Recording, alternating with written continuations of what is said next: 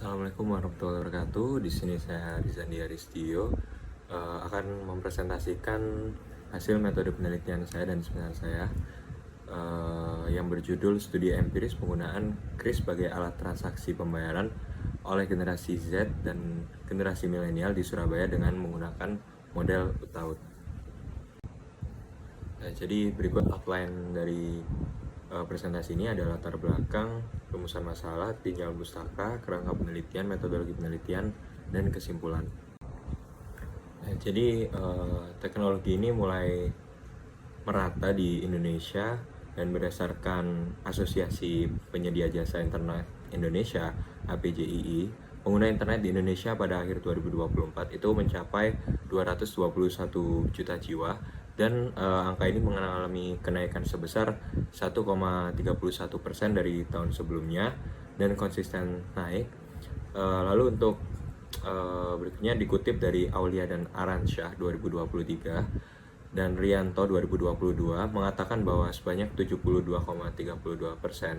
alasan seseorang menggunakan internet yang bertujuan untuk mengakses layanan keuangan. Jadi dari APJII pengguna internet ini banyak dan alasannya adalah untuk menggunakan layanan keuangan sebanyak 72,32%. Nah, lalu untuk layanan keuangan ini ada e-wallet dan m-banking, lalu juga ada kris kode Indonesian Standard yang telah resmi diaktifkan 1 Januari 2020 dan sudah direncanakan sejak 2019, ditujukan untuk pembayaran melalui aplikasi uang elektronik berbasis server, dompet elektronik, e-wallet, atau mobile banking. Jadi kris ini sebagai perantara dari pelanggan dan pelaku usaha untuk melakukan transaksi, kelebihannya yaitu dengan biaya administrasi yang rendah. Jadi mereka yang pelaku usaha dapat membuat kris ini dengan e-wallet dan pelanggan ini bisa membayar dengan mobile banking atau e-wallet atau alat lainnya yang terintegrasi langsung oleh pemerintah dan ke pelaku usahanya ini dengan cepat. Dan data pada Bank Indonesia menunjukkan bahwa transaksi kris ini mencapai lebih dari 1,2 M transaksi pada tahun 2022. Data dari OJK mencatat peningkatan pengguna aktif kris ini sebanyak 35% dari tahun ke tahun. Nah, jadi untuk latar belakang penelitian kedua, Surabaya ini merupakan kota metropolitan yang memiliki pertumbuhan ekonomi dan penduduk yang dinamis. Kota ini dikenal juga sebagai pusat perdagangan dan pendidikan di Jawa Timur. Jadi karena Surabaya ini merupakan kota dengan penduduk yang salah satunya paling banyak selain Jakarta, dan banyak pelaku usaha di Surabaya juga, dan generasi Y dan generasi Z ini juga banyak di Surabaya dibandingkan kota-kota di pulau lain. Dalam studi oleh Smith 2021 ditemukan bahwa 70% anggota generasi Y atau milenial lebih memilih melakukan penelitian online sebelum membuat keputusan finansial. Sedangkan berdasarkan DIMOK 2019, generasi Z ini lebih terbuka terhadap aplikasi pembayaran digital dan layanan online lainnya dibanding dengan generasi sebelumnya, yaitu generasi Z. Sekitar 80% dari generasi Z ini menganggap penggunaan aplikasi pembayaran digital sebagai hal yang sangat penting. Dapat dilihat dari grafik diagram lingkaran di samping ini, merupakan populasi di Surabaya dari generasi Y yang paling banyak sebesar 44,3% dan berusia 25-44 tahun. Lalu untuk yang terbesar keduanya yaitu generasi Z, ada 34% dari total penduduk Surabaya berusia 10-24 tahun, sedangkan generasi Alpha itu berusia 0-9 tahun sebesar 21,7% dari penduduk Surabaya. Nah, ini untuk melakukan penelitian generasi Y dan generasi Z terhadap penggunaan alat transaksi pembayaran kris. Ini penulis akan menggunakan model UTAUT karena UTAUT ini merupakan model untuk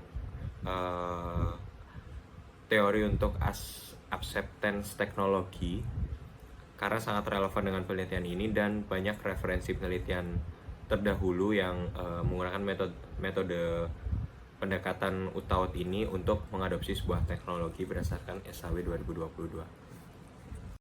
Nah, jadi penulis melakukan ini karena mendapatkan beberapa research gap, yakni belum ada penelitian tentang pengadopsian KRIS dengan model UTAUT di Surabaya. Yang kedua, belum ada yang membahas perbedaan pengadopsian KRIS antara generasi Y dan generasi Z dengan model UTAUT. Lalu juga ada penelitian yang sama-sama membahas KRIS di kota lain. Mungkin berbeda hasilnya dengan di kota Surabaya. Berdasarkan referensi yang saya ambil, itu terdapat penelitian di Jabodetabek tentang KRIS dengan model UTAUT, dan mungkin Jabodetabek dengan Surabaya akan berbeda hasilnya.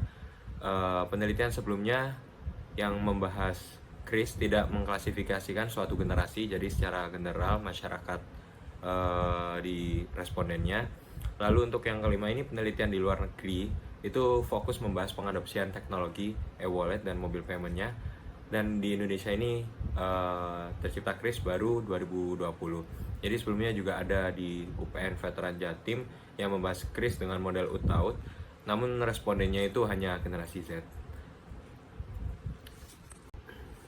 Nah, berikut ini untuk tentang penelitian ini, questionnya.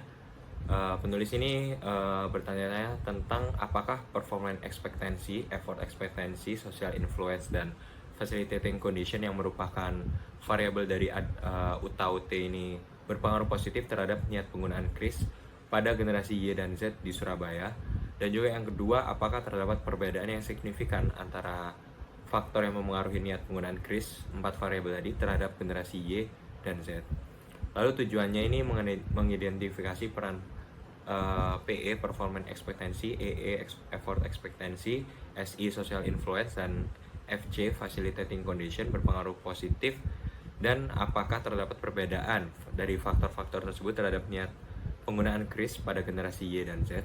Sedangkan untuk skop dan batasan penelitiannya, jadi penelitian ini dilakukan di wilayah Surabaya. Responden penelitiannya ini terbatas pada generasi Z dan Y berusia 15 sampai 34 tahun. Lalu untuk fokus penelitian ini hanya pada adopsi KRIS atau niat penggunaan KRIS sebagai metode pembayaran digital yang efektif. Lalu untuk yang keempat, variabel yang diteliti ini ada 4 sesuai variabel yang saya sebutkan tadi berdasarkan UTAUT. Lalu untuk data yang digunakan adalah data primer yang diperoleh melalui kuesioner. Oke. Nah, berikut ini untuk kerangka penelitian dan hipotesisnya. Jadi H1-nya merupakan variabel performance expectancy berpengaruh positif signifikan terhadap niat penggunaan KRIS pada generasi Y dan Z. H2-nya effort expectancy berpengaruh signifikan terhadap niat penggunaan KRIS pada generasi Y dan Z. Social influence berpengaruh signifikan terhadap niat penggunaan KRIS pada generasi Y dan Z. H4 facilitating condition berpengaruh positif signifikan terhadap niat penggunaan KRIS pada generasi Y dan Z. Lalu H5-nya terdapat perbedaan yang signifikan pada faktor yang memengaruhi niat penggunaan KRIS terhadap generasi Y dan Z. Jadi berikut ini adalah kerangka hipotesisnya. Ada 4 variabel X dan bertanda panahkan ke intention to use KRIS, niat penggunaan KRIS, dan dimoderasi oleh generasi Z dan generasi milenial. Jadi tujuan penelitian yang diharapkan penulis adalah untuk mengetahui 4 variabel ini apakah sama generasi Y dan generasi Z untuk mengadopsi KRIS, atau ternyata hanya salah satu atau salah tiganya atau salah duanya yang berpengaruh pada generasi Y, sedangkan generasi Z berpengaruh semua. Next. Ya, jadi berikut artikel jurnal acuan yang penulis kutip. Ada Al-Smadi dan Al-Duais 2022. Ini merupakan penelitian yang dilakukan di Yaman. Pendekatannya model UTAUT, penelitian tentang e-payment, metodenya adalah SAM-PLS. Lalu ada Joshi 2025. Ini merupakan pendekatan model UTAUT, penelitian tentang adopsi chatbot, teknologi chatbot di Thailand pada Gen Y dan Gen Z. Ini merupakan kerangka penelitian yang sama, sedangkan saya sebagai penulis ini meneliti tentang Chris, sedangkan Josie ini meneliti tentang chatbot dan membandingkan dua generasi. Metodenya SAMPLS dan MGA Multi Group Analysis. Sedangkan untuk yang ketiga, Ramawati et al. 2025, pendekatan modal UTA-UT penelitian tentang Chris di Pulau Jawa pada satu generasi milenial, metode SAMPLS. Sedangkan untuk yang keempat, Paramita dan Cahyadi 2024, ini pendekatan model UTA-UT penelitian tentang Chris di Jabodetabek ditambah dengan variabel perceived cost dari TAM, teknologi acceptance model. Lalu ada metode SAMPLS-nya juga.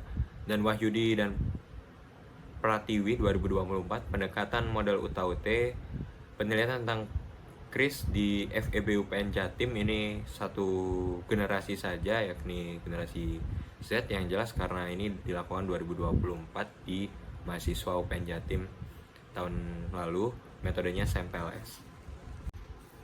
Nah, untuk metodologi penelitiannya yang penulis pakai adalah metode PLS-SAM dan MICOM MGA Multi Group Analysis, mengacu pada referensinya Josie.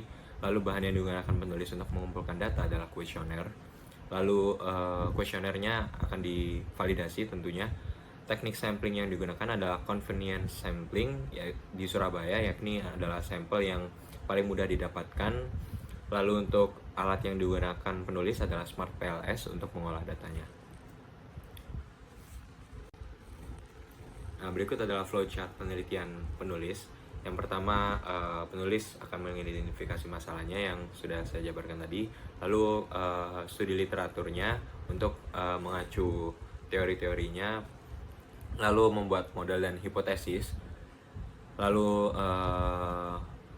pengumpulan data ini, lalu ada validasi kuesioner. Lalu distribusi kuesioner dan pengumpulan data. Lalu setelah pengumpulan data akan menganalisis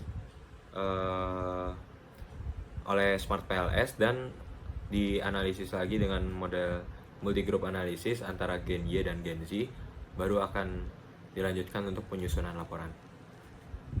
Sekian dari saya, terima kasih. Wassalamualaikum warahmatullahi wabarakatuh.